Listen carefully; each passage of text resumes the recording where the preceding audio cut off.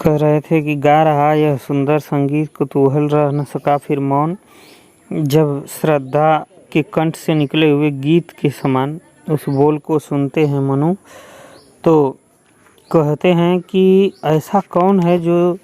इस सुनसान जगह में इतना अच्छा बोल रहा है, इतनी अच्छी आवाज़ है, और फिर सब कुछ उसके बारे में जान लेना चाहते हैं, चुप नहीं रह पाते हैं, कौतूहल उनके मन में उमड़ने लगता है।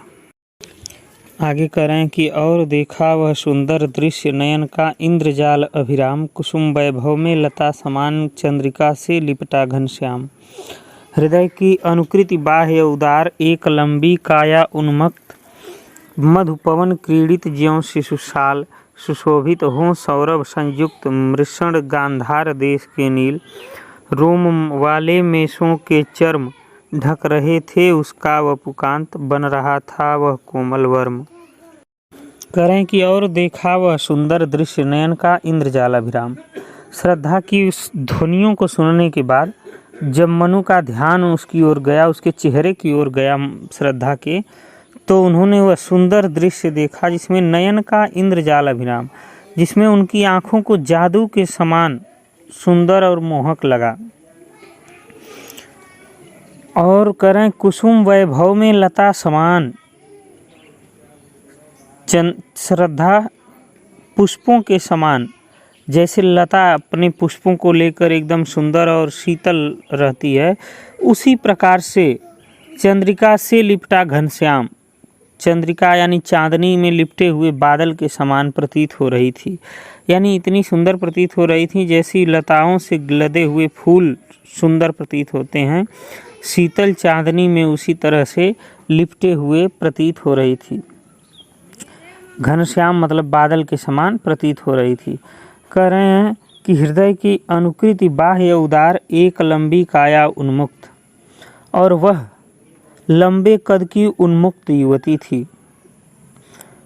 लंबे कद की उन्मुक्त माने स्वतंत्र, एक स्वतंत्र युवती थी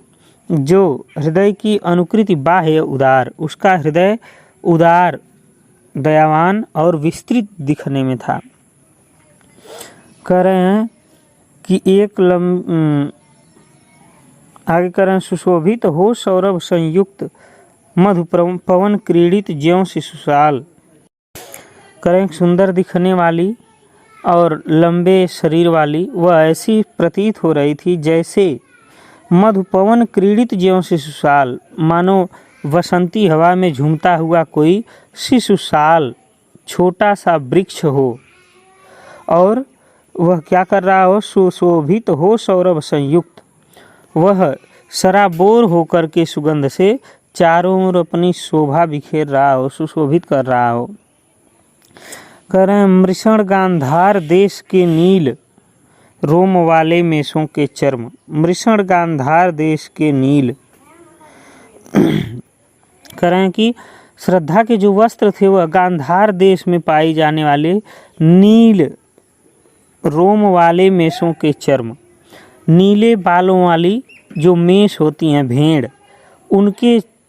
खाल से बने थे। यानी कि श्रद्धा के जो वस्त्र थे वह गांधार देश में पाई जाने वाली नीले बालों वाली भेड़ के खाल से बने थे, जो ढक रहे थे उसका वपुकांत, बन रहा था वह कोमल वर्म, जो उसके शरीर पर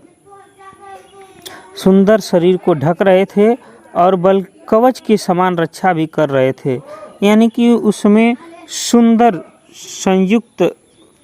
युक्त उन वस्त्रों में श्रद्धा सुंदर दिख रही थी।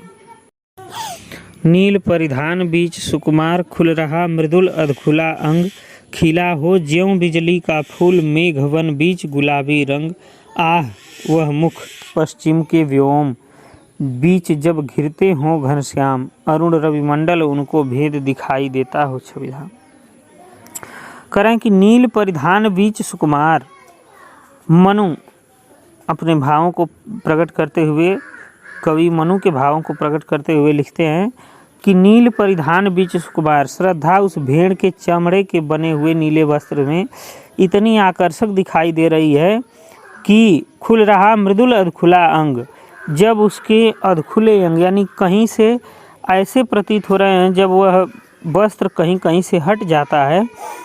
तो ऐसे प्रतीत होते हैं जैसे खिला हो ज्यों बिजली का फूल, जैसे बिजली का फूल, मानो नीले बिजली का फूल खिल गया हो।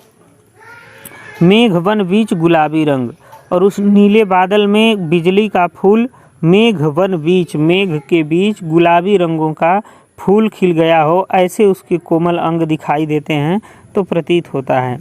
आह वह मुख पश्चिम के व्योम,